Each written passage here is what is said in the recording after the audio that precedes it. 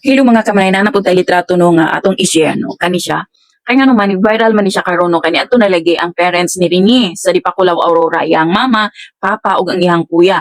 Og the rest na pa sila yung mga kauban. So nag-viral ni siya in the sense na nakita na pud sa mga netizen ang kaning 18 ka itlog no gibilang 18 ka itlog unsa daw buot pasabot ana no. Mga Tagalog nag-worried na kay baka kasama yan sa sumpa bakit merong 18 na itlog daw.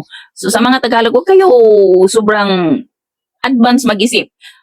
Siguro, kung mata kayo balo, hayaan nyo na kung may 18 na itlog o 24 o isang tray na itlog dyan, huwag nyo nang gawing big deal. So sa mga atuan o mga Bisaya, kay kita, especially kung naata sa probinsya, no, pareho na sila, talakogon.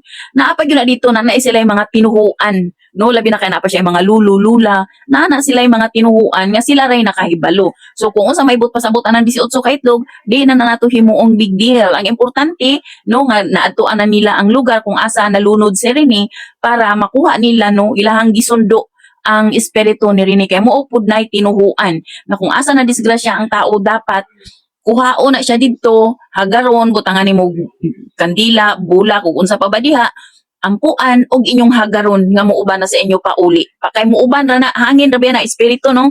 Mo maingon nila, ambot lang pod, basta mo na ilingon nila, mo nagiingon sa mga katiwangan.